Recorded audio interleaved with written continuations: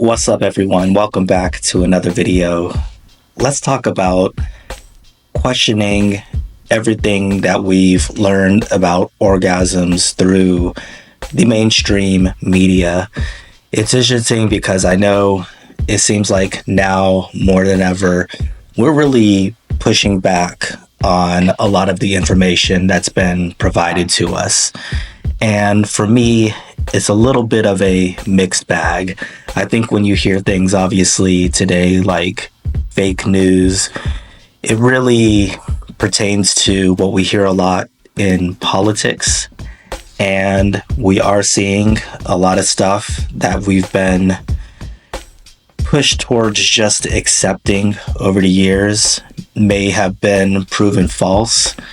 And while I know that to be factual in many cases, I tend to lean towards having some level of goodwill towards people who I believe have been thinking and studying about a specific subject for a long time.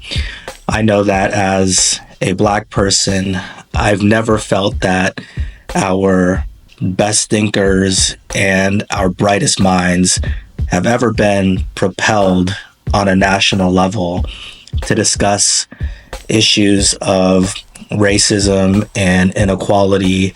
And it's crazy because in so many ways, it's such a predominant problem within our society.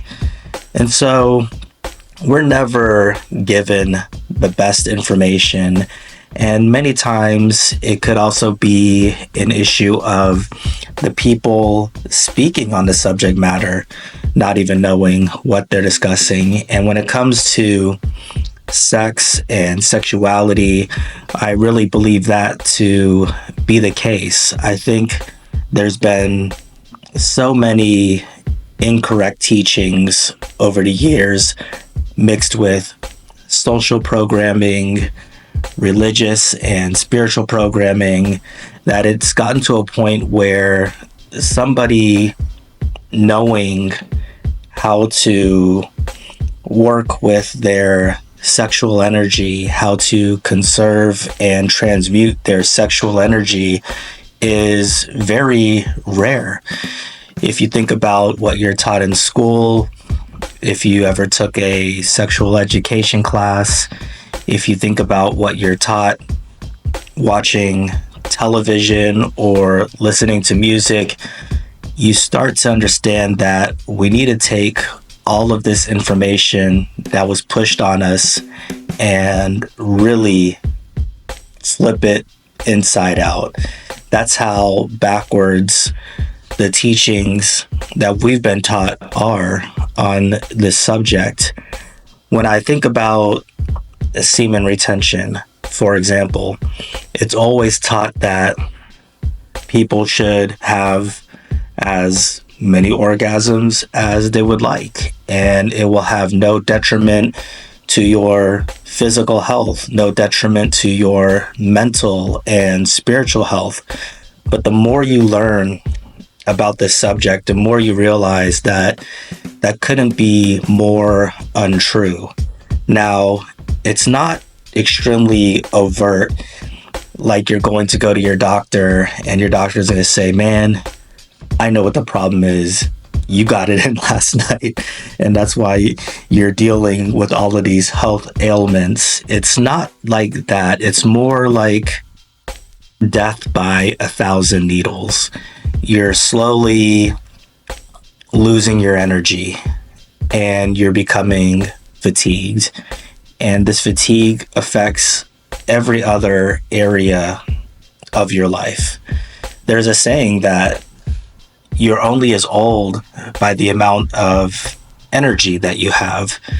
And we've seen people who have different health conditions in their 20s who have a difficult time getting out of bed and moving around. They may have chronic fatigue syndrome. They're no different than somebody who may be in their 80s and are having that same difficulty getting up and moving around because of how their body age naturally or just deteriorated over the years. So if we can just get an understanding of that, I believe it'll be transformative in anybody's life. This isn't a process that we have to go through. You can still have as much sex as you would like. You could still give your partner as many orgasms as she would like. But you yourself don't have to follow that path. You yourself could follow a path where instead of sex being something that's detrimental to you, it actually becomes something that will contribute to all of these areas in your life. It will enhance your energy. It will enhance your mental focus. It'll even enhance your spiritual understanding. And when I say spiritual, I think of anything being spiritual that will just enhance your totality and your well-being and possibly put you in a position mentally to see beyond your physical self, just encapsulated in this body, and start seeing how everything else works around you because you're in a totally different headspace. And this is how semen retention works. It pushes up this energy that we typically will release. And as we learn to store it, and as we learn to make it rise within us, as we move that energy away from our groins and into our minds, we find that it enhances us in every single way possible, but it's also seldom discussed. Just think about how marketing works today, or maybe even since the 50s or 60s, whenever marketing firms started really being prevalent and pushing messages onto us. Everything is sexualized. Our magazines are completely filled with pictures of women, our billboards, our commercials, because they know probably our nature to some degree better than we even know it. There's the study that says that a man will think about sex every 1 to 2 seconds. And I believe women aren't really too far behind men either. I think they're every 4 to 5 seconds. So they know what we respond to. And if people are taught that they can work with these urges in a different type of way, where we have this sense of control over this sexual desire that grasps some of us so strong that 1 to 2 seconds may even be generous, right? And it all starts with being able to tame that urge, tame that biological impulse to constantly think about sex as a race towards ejaculation.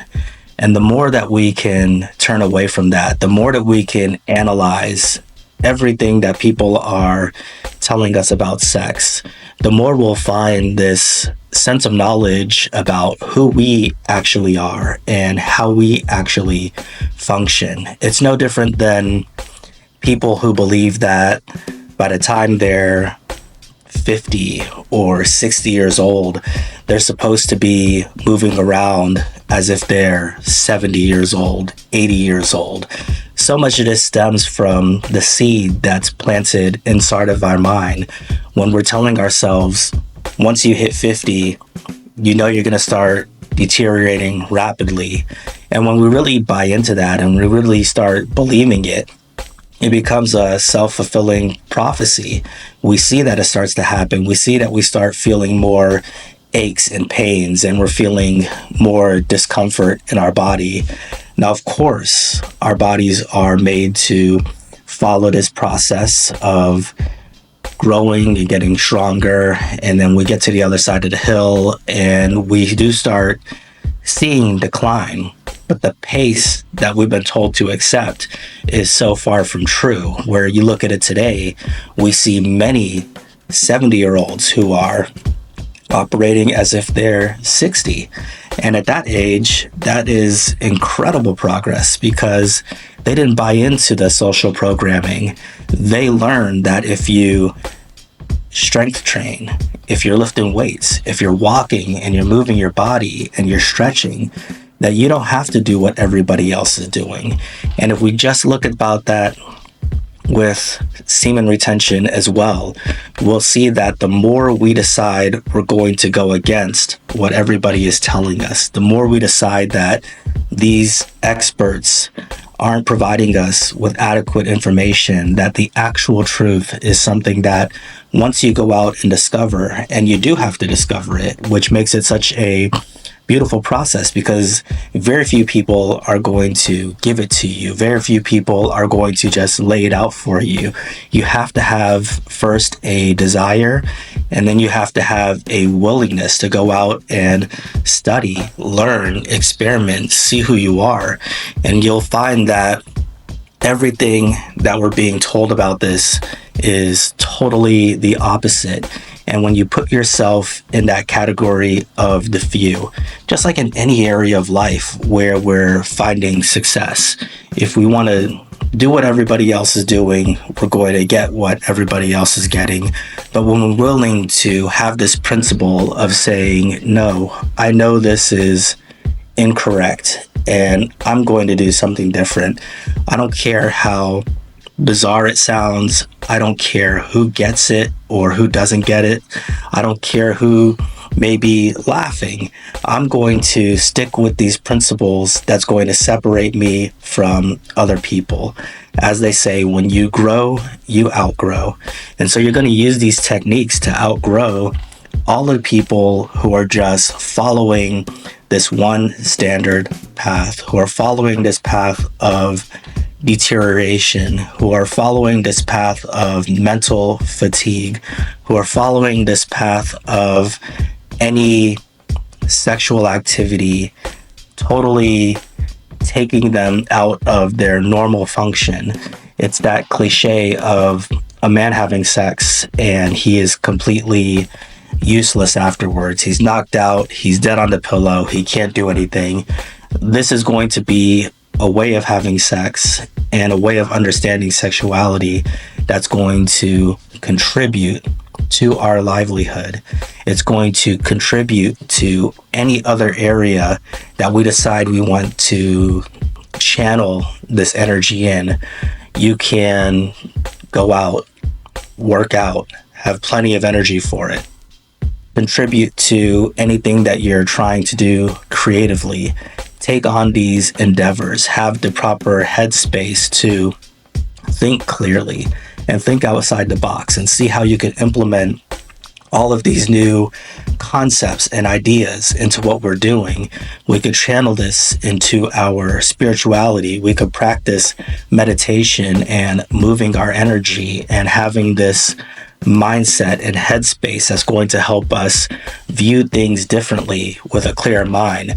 But it begins with looking at what people are telling us, understanding the fallacies in what we're being fed, and trying to do things in the opposite way. The analogy that I also like to think of is nutrition. If you let them tell you what's healthy and how you're supposed to be eating, you're going to find that you have the standard American's health. You're going to say, hey, it's okay to eat these processed foods. It's okay to eat these foods that are high in trans fats, and it's okay to eat these products that are labeled as healthy, but when you turn around and you look at the box, it has an ingredient list that's a mile long with ingredients you couldn't even pronounce, and once you look it up, you still don't understand what it is because these are all unnatural chemicals that don't even belong in anything that would actually be labeled as food. And so just take this same mindset, understand all the areas where we're being fed this fake news for the sake of this conversation. And once we get analytical, once we know the rules, like they say in sports, once we understand the plays, then we can learn how to make our own rules and make our own plays. But sexuality, even amongst all these other subjects, I find an actual understanding, an actual way of being to be even more rare, to get the truth from them than you will even in the areas of politics and nutrition and fitness. So this is just a mindset that we could use to start making progress in this area. And so I wanted to share it with you because yes, we are absolutely being misled and inundated with these false concepts. So that is it for this one. If you have a comment or opinion, would like to hear it from you, so share it below, and I'll talk to you next time.